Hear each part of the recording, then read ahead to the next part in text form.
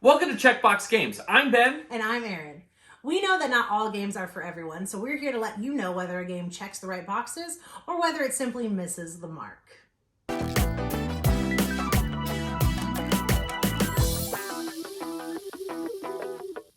In this video, we're talking about Tapestry, published by Stonemaier Games and designed by Jamie Stegmaier with art by Andrew Bosley and Ron Brown. Tapestry is a 1 to 5 player game where players will be playing different civilizations, attempting to advance on 4 different tracks: science, exploration, technology, and military, in an attempt to improve their societies and gain income, rewards, and victory points. The game plays out over 5 eras. Players will use a combination of advanced turns to move their player markers forward in the various research tracks, and income turns to collect income and victory points and move on to the next era.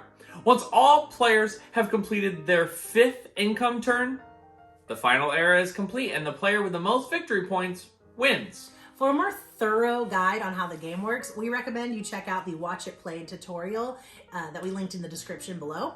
Now that you know what the game's about, it's time to see if Tapestry checks our boxes or if this game's better left in the past.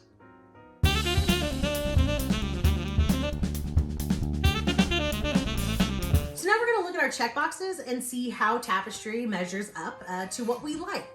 One of my big check boxes when I play a game is I like a clean board.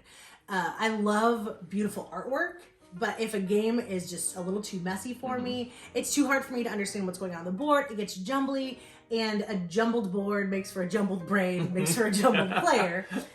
So that's one thing that Tapestry definitely checks the box. It has a clean board. There's a lot going on this board, but it is very easy to see what's happening. Your player boards are very clean. Everything looks very nice and polished. And as a bonus, the components are really good. Those miniatures are painted so well. I love those tracks. The way you're moving stuff, it's very clear where you're moving to. It's very clean. Everything has its own area. I love that even where you put the little land tiles when you're doing exploring, it's gray, or it's all that tan, grayish thing. Like there's no extra map. They didn't try to put a map underneath it. It's like when you put your stuff, you are adding to it. You are making it cluttered by choice, but they're not doing it for you. They're not putting a bunch of extra stuff on there like other games. They let you create the game. Yeah. That being said, another checkbox I have is easy to understand iconography.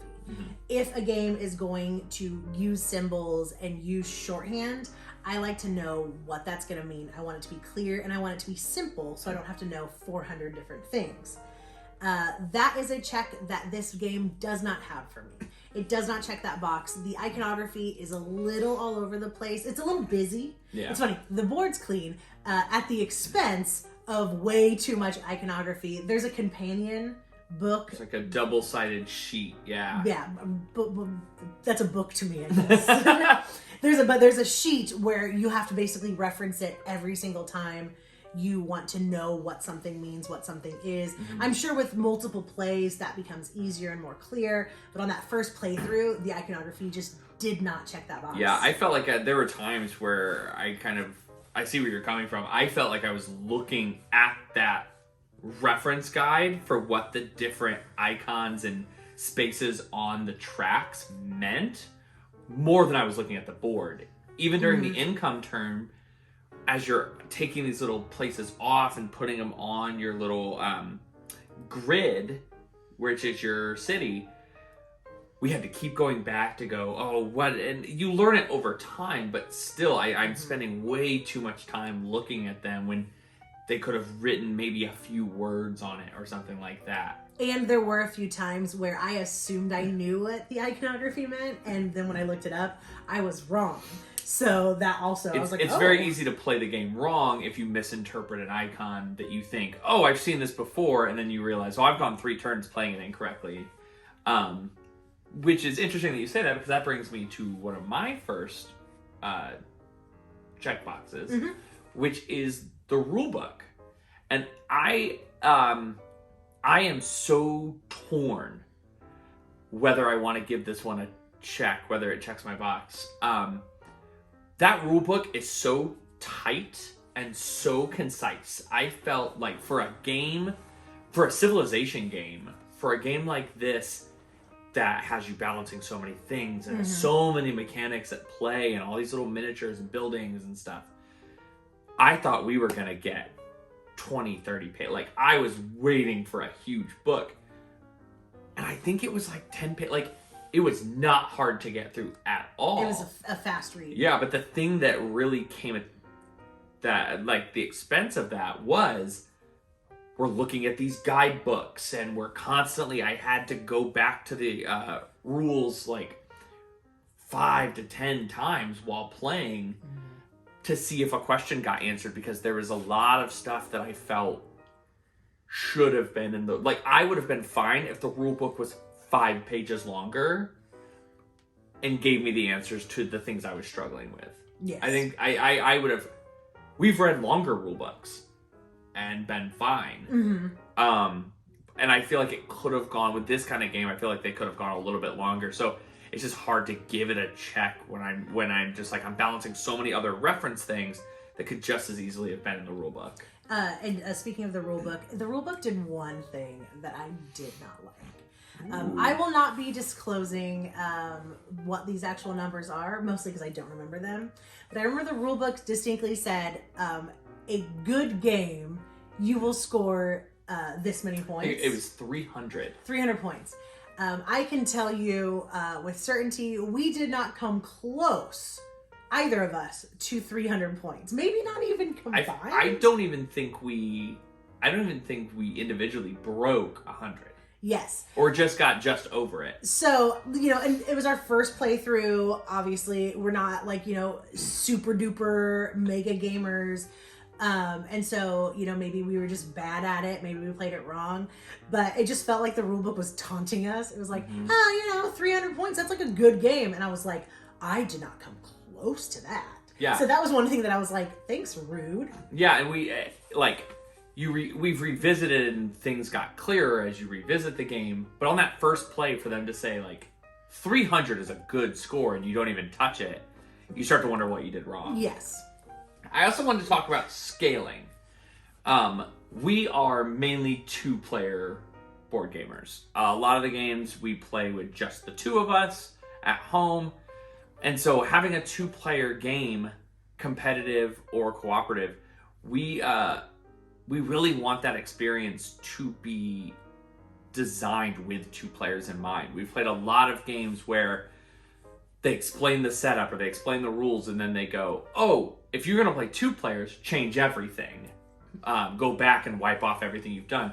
I felt like this game, more than a lot of games, had 2 players in mind from the beginning. I felt it scaled well. I think it would be fun with 3 or 4 players.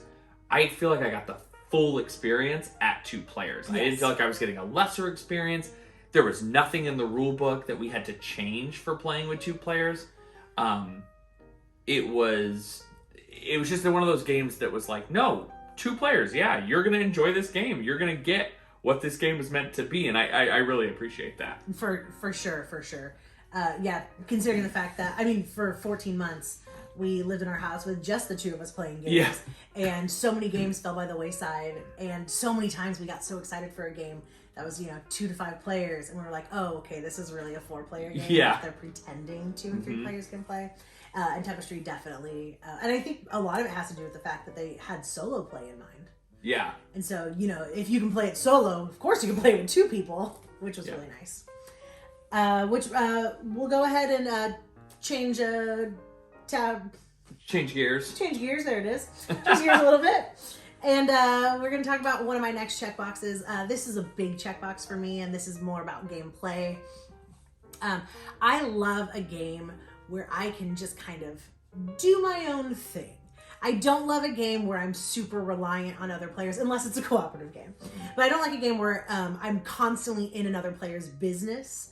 I like that asymmetrical gameplay where I can kind of choose my path and take that journey for myself, and it doesn't really matter what's going on across the table from me. And this game had that in spades. I think it would be nearly impossible to play the same game during this one. Yeah. It's completely designed I focused a lot on exploration and technology when we played. You focused a lot on military and I think I did military and science. yeah, you were like really heavy into that. We were obviously on each other's tracks as well, but we really just got to play the game we each wanted to play, and then see how it turned out in the end. So it was really nice, and also I like that the next time I play it, I can do other tracks. So I can not only play a different game than you are, I can play a different game than I've played, which was a really nice touch. And I think one of the things is, especially your first couple of games, you want to explore those tracks. I didn't even really think I wanted to do military, but as different effects and as different choices and stuff moved me, like the resources I had dictated kind of where I could move, because as I got up further, they got more expensive, and I was like, oh, well, my different things are giving me the things I need to move up military. I might as well just, and about halfway through the game, I was like, you know what? Kind of forget these. I want to see how far up military. I want to see what all these different effects do, and I want to look at all the buildings and stuff. And I think it's fun to explore because of that asymmetry. About my third era, I want to say, I was like, I am not ending this game until I've gone to space. Yeah. And so my entire strategy became get to space, nothing else matters. And that was fun for me. Yeah, and to tag on with one of my checkboxes that I think is really important is replayability. I love a game where I feel like I haven't seen the whole thing.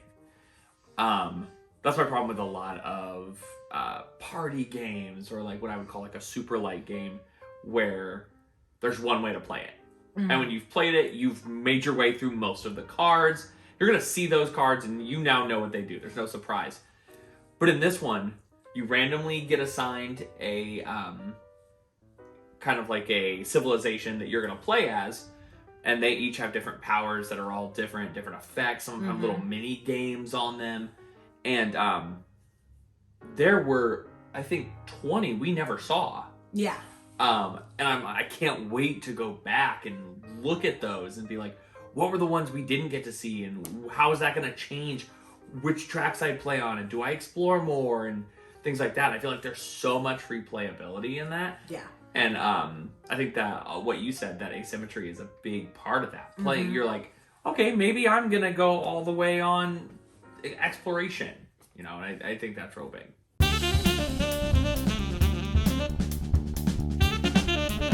So, with all that said, let's look at the final check-in. For our final checkbox, and I want to get your final thoughts. Does this game overall, does Tapestry get a check mark? Does it check our boxes? I was torn on this one. I'm not gonna lie, because we finished the game, and it was like, what did I feel? And I was like, that was neat. I had a very lukewarm reaction to it right away.